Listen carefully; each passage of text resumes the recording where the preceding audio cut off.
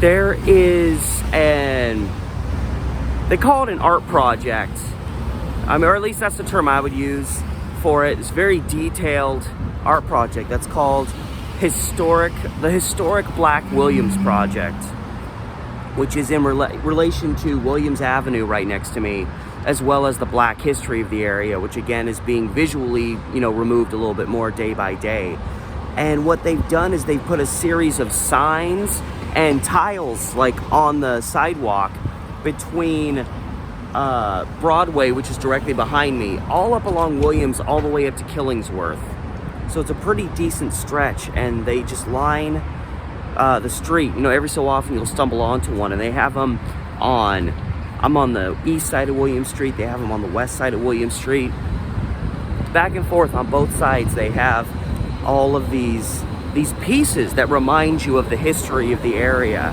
And I'm going to pass by and take a look at some of them. I'm not going to do all of them because I know how people are. You're going to say, well, why should I go see it for myself if Steve the Amateur Historian is going to show me all of it? So I'm just going to show you a few pieces. And actually the first one is right in front of me.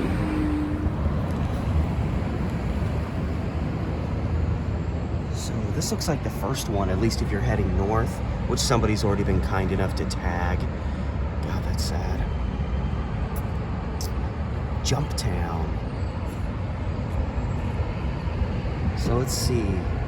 It says, life on North Williams didn't start at Broadway for Portland's black community. With the opening of the Broadway Bridge in 1913, Portland's black community began moving from the northwest Portland into the Albina area. The only area available due to redlining, which I've talked about that a lot in videos, referred to as Jumptown. See, there's something I didn't know. A nightclub's neighborhood, including hundreds of homes. Yeah, this is another.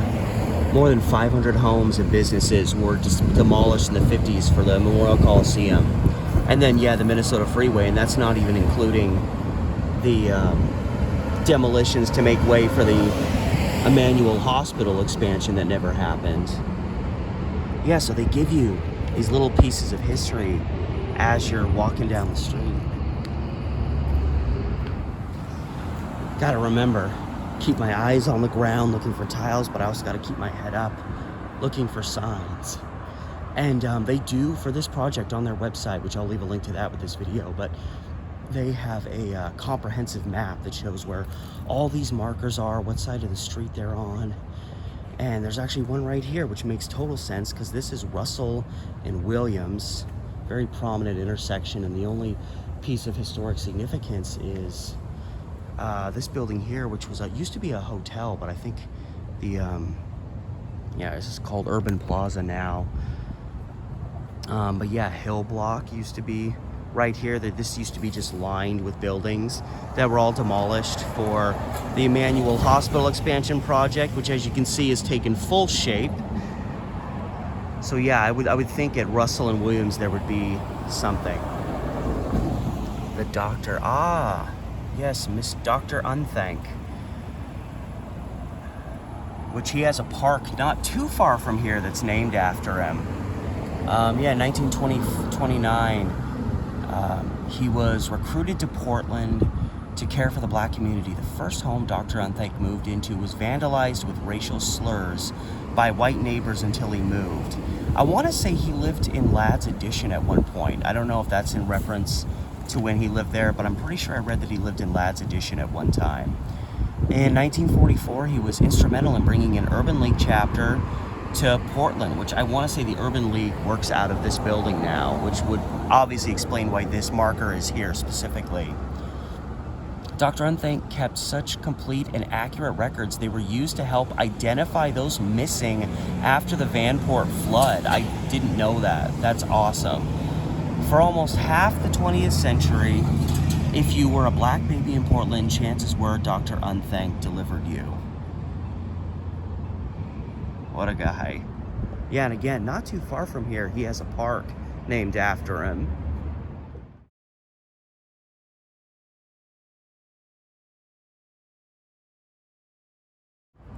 And this is actually perfect. There's a project that's been done. I believe it's called the Historic Black Williams Project, where all these things related to Portland's Black history are placed along Williams Avenue here. And actually there's two. There's a sign there and this in relation to Portland's Black Panther history. So you have reference to free children's breakfast program at Highland United Church of Christ. I'm going to be going there for this video. And there's the reference, 2341, reference to the dental clinic. Yeah, here's the story I brought to you earlier about Kent Ford.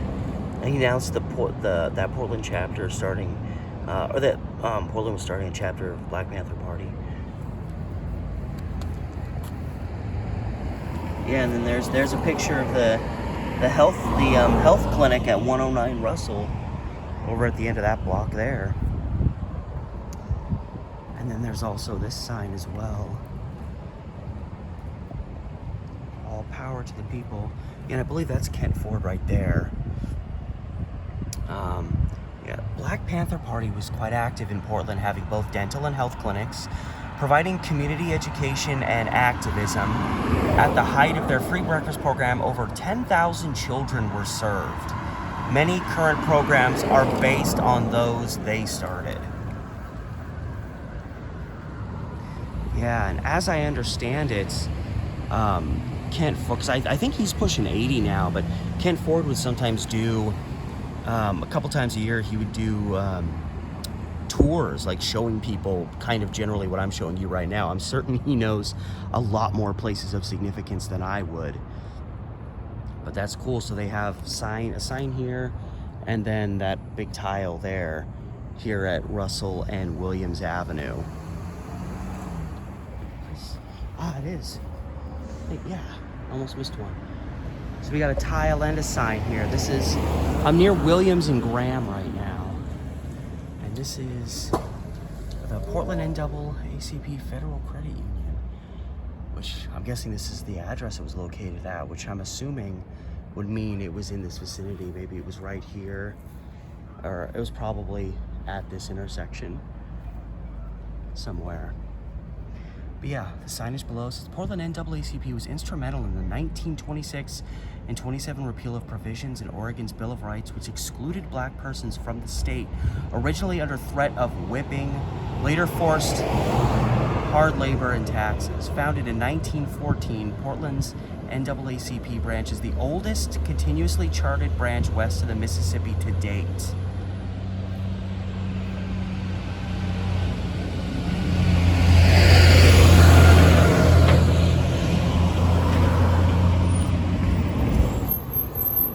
So I'm wondering, maybe this is the bill, like this is a view down, this is probably a view, I'm guessing, probably looking north since we're walking that way.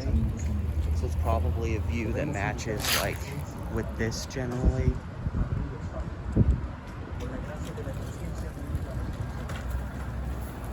So since it's on this side, I'm wondering if maybe this big bill, or maybe it was over here. And that also, it makes sense that they have markers on both sides of the street, because I'm wondering if they're showing you a particular location.